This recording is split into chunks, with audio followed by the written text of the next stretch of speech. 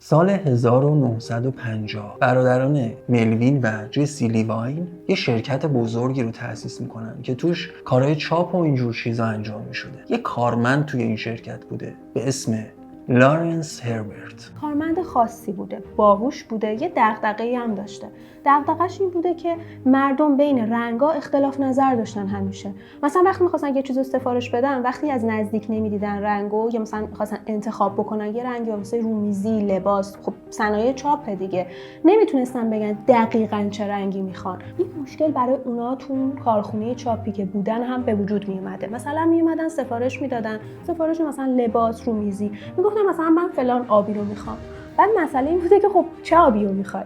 مثلا میگفت آبی کمرنگ میخوام. خب آبی کمرنگ از نظر من یه چیزه، از نظر فلانی یه چیز دیگه، از نظر یکی دیگه یه چیز دیگه است. اینا همیشه باعث اختلاف میشده بین آدما و این بوده دغدغه اصلی لارنس. این دغدغه‌مندی باعث میشه که لارنس تحقیق کنه، بگرده، جستجو کنه. شیمیدان هم بوده، شیمی خونده بوده، تحصیل کرده بوده. میاد با استفاده و کمک گرفتن از جدول مندلیوف یه سیستم استاندارد سازی رنگ رو ابداع میکنه. این سیستم و استاندارد سازی رو طوری چید که هر رنگی از تیره تا روشن یک کد اختصاصی مختص خودش رو داشته باشه. در حقیقت کدهای رنگ که الان ما توی نرم افزارهایی مثل فتوشاپ و ایلاستریتور و اینا باهاش مواجه هستیم، حتی تو اپ‌های گوشی، این پالت‌های رنگی که می‌بینیم هر کدوم یه کد دارن، از همین جا بود که ایجاد شد. و دیگه اون اختلافات رنگ بین مردم تقریبا کمتر شد و از بین رفت. حتی الان دیگه ما راحت میتونیم رنگی که دوست داریم رو با کدش دقیق انتخاب کنیم و همونجور دقیق هم به چاپ برسونیم. با این کار لارنس به یه موفقیت خیلی بزرگ رسید و از این موفقیتش هم به سود خیلی خوبی رسید و شرکتی که توش بود و خرید به قیمت خیلی زیاد. بعدش هم اسمش رو عوض کرد و اسم شرکت رو گذاشت پنتون. و اینجوری بود که پنتون این شرکت بزرگ و نامدار متولد شد. سلام. من فرنازم. من مانیم. به مینیمال شیم شو خوش اومدید. موضوع تأسیس شرکت پنتون برمیگرده به دهه 60 میلادی. اون موقع شرکت پنتون تنها کاری که میکرده این بوده که یه سری کاغذهای مقوایی رو به عنوان راهنما منتشر میکرده. این راهنماها در واقع مخصوص طراحا بودن که خیلی بهشون توی طراحی و چاپ کمک میکرده. سال 2000 بود که لارنس هربرت یه موضوع جدیدی رو، یه ایده جدیدی رو مطرح کرد. خیلی مورد استقبال طراحای مد، گرافیک و همه کسب و کارهایی که با رنگ یه جورایی سر و کار داشتن قرار گرفت. لارنس ایده رنگ سال رو مطرح کرد. از همون موقع هم شروع به کار کردن و به شدت کارشون گرفت. این ایده باعث شد دیگه شرکت پنتون بین فقط طراحای گرافیک و اینا شناخته شده نباشه. همه مردم میشناختنش و این معروفیت کلی سود دوباره برای این شرکت به همراه داشت. جلسات و اتاق فکرای خیلی خاصی هر سال برگزار میشه که شرکت پنتون بتونه رنگ سال رو انتخاب بکنه. 2 بار در سال جلسات خیلی خاص و محرمانه‌ای تشکیل میشه توی یه اتاق سفید. توی این جلسات نماینده‌های ملل مختلف، کارشناسای رنگ که طول این یه سال رو تحقیق کردن توی فرهنگ خودشون، کشور خودشون، اقتصادشون رو، شرایط محیطیشون رو، شرایط فرهنگیشون رو، روحیات جامعهشون رو و اتفاقاتی که افتاده توی این جلسه حاضر میشن. در نهایت رنگی که بیشترین تطابق رو با روحیه حال حاضر جهانی داشته باشه به عنوان رنگ سال معرفی و انتخاب میشه.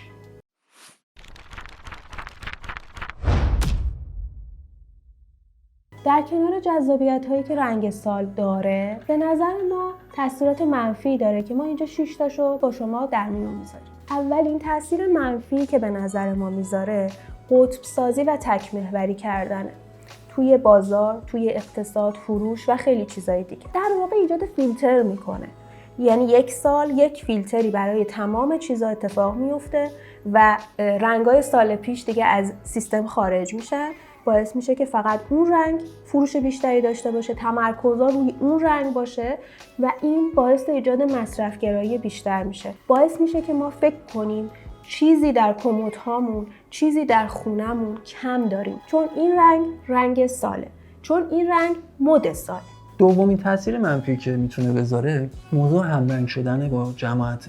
ما راجع به تفاوت‌ها مدتی داریم صحبت می‌کنیم. توی فصل دوم پادکست هم خیلی داریم بهش می‌پردازیم و جهان و سیستمی که داره تلاش می‌کنه ما رو شکل هم بکنه. این از جهات مختلفی داره اتفاق میفته و رنگ سال یکیشه. این محدود کردن انتخاب‌ها و یه شکل کردن جامعه.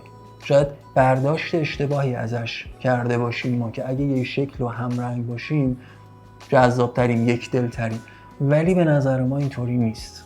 این یه نوعی از کنترل به نظر میرسه که باشه. در واقع شاید اصلا ایده اصلی پنتون این نبوده اولش، ولی وارد این سیاست. آره کاملا درسته. منابعی که سیستم یا نظام سرمایه‌داری ازش داره تغذیه میکنه به نفع خودش، ممکنه که اون منبع خودش اصلا آگاه نباشه، اصلا اطلاع نداشته باشه از اون استفاده تغذیه‌ای که ازش داره اتفاق میفته. سومین تاثیر منفی که میذاره توی تجارت و اقتصاد رنگه که حالا این میتونه خوب باشه و میتونه بد باشه، یعنی دوتاشو با هم داره. ببینید وقتی یه رنگ معرفی میشه اون رنگ بولد میشه. توی تجارت رنگ این رنگ اون سال فروش خوبی قرار داشته باشه ولی رنگای دیگه افت میکنن. اقتصاد توی یه سری جاها رشد میکنه، یه سری جاها افت میکنه. حالا کسایی که نخوان از این قضیه پیروی کنن چی میشن؟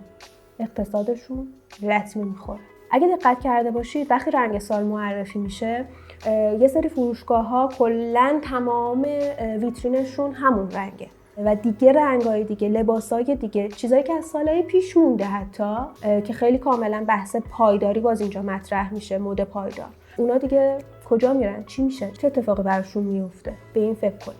چهارمین تاثیر منفی که مقوله رنگ سال میتونه بذاره دخل و تصرف توی انتخابای ماست. دخل و تصرف توی سلیقه‌های ماست. چیزی که این دخل و تصرف توی تصمیمات و انتخاب‌های ما ایجاد میکنه عدم ثباته. ما سلیقه‌مون دیگه در اختیار خودمون نیست، انتخابامون دیگه در اختیار خودمون نیست و این کنترل شدگی چیزیه که ما دوچارش میشیم. شاید الان شما جزو کسایی باشید که این اصلا روتون تاثیر نمیذاره و فکر میکنید که نه من که اینجوری نیستم، ولی باید بدونید که تعداد زیادی از آدما اینجوریان.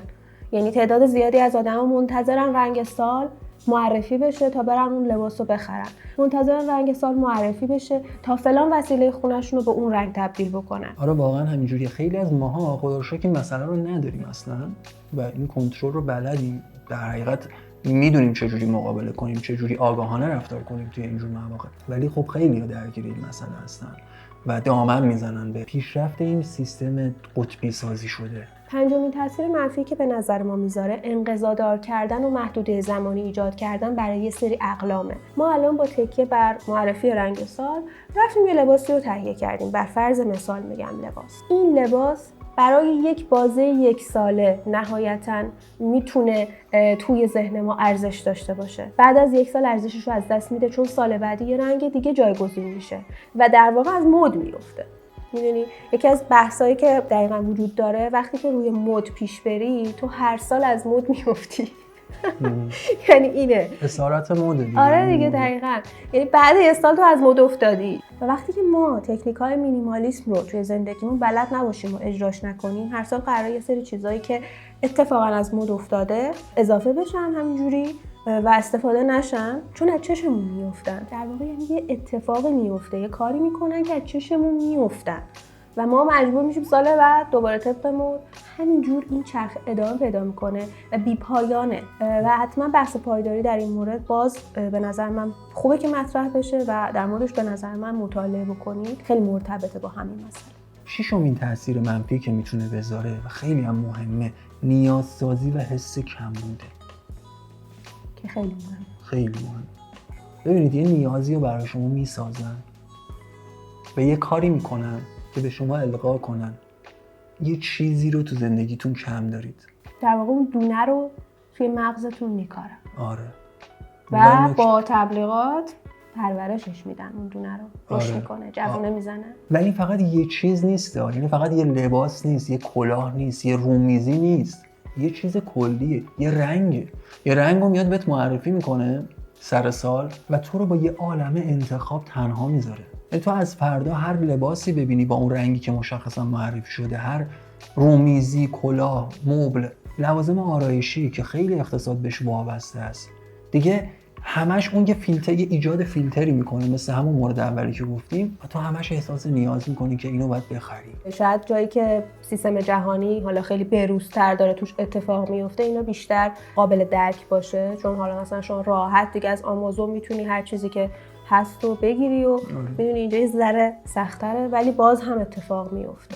حالا ما داریم تو این ویدیو راجع به رنگ ساز داریم صحبت میکنیم، ولی فقط رنگ ساز نیست.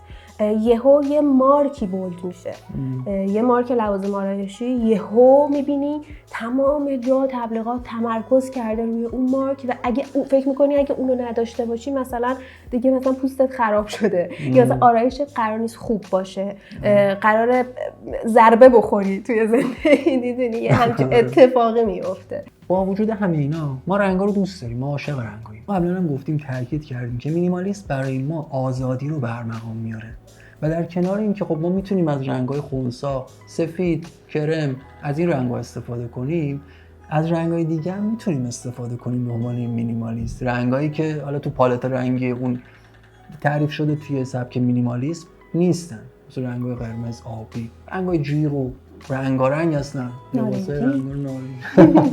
مسئله‌ای که همیشه برای ما مهم بوده توی این سبک زندگی این بوده که آرامش داشته باشیم، انتخاب‌های خودمون رو داشته باشیم و صاحب زندگی خودمون باشیم، آگاهانه زندگی کنیم و حق انتخاب داشته باشیم. رنگ سال عالیه، فقط باید انتخاب ما باشه، نه انتخابی که سیستم‌های فروش و اقتصاد برای ما طراحی کردن.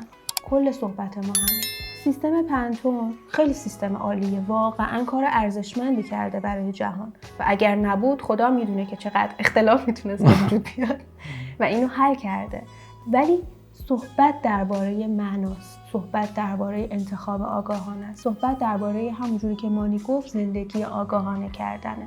ما با آگاهانه زندگی کردن، با معنادار زندگی کردن، با تعریف نیازهای شخصی خودمون برای خودمون میخوایم که بهتر زندگی کنیم و اسیر یه سری قوانین تحمیلی، یه سری انتخابای تحمیلی که برای ما ایجاد میشه نشیم.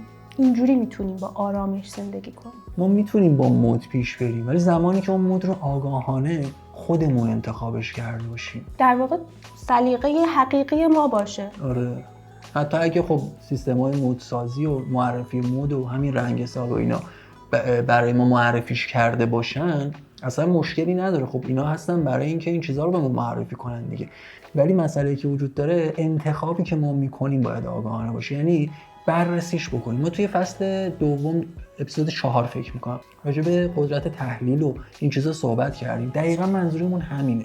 الان ما مثلا مقوله رنگ سال رو اومدیم تحلیلش کردیم دیگه، بررسیش کردیم، درش آوردیم، ببینیم که از کجا اومده، چرا اومده و چه نقاط منفی داره، چه کارا میتونه با ما بکنه. در واقع ما نقاط منفی رو در میاریم که نقاط مثبت رو ببینیم.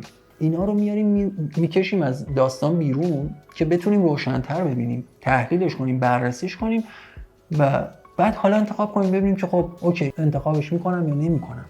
اینا همشون در کنار هم پیش میرن. در واقع بد و خوب این چیزای ذره خاکستری هستن. در واقع اینا همشون سایدهای مختلف با هم دیگه پیش میرن. ما این که تصمیم میگیریم توی کدوم ساید باشیم. بهمون بگید که چقدر مود رو دنبال میکنید، چقدر براتون اصلا مهمه، رنگ‌ها چقدر براتون اهمیت دارن توی انتخاب هاتون. و اگه موافق حرفامون هم نبودید خیلی خوشحال میشیم از دیدگاه شما هم ببینیم مسائل. مثل همیشه ما اینجاییم که از همدیگه یاد بگیریم و برای ارتقاء همدیگه با همدیگه قدم برداریم. مراقب خودتون باشید.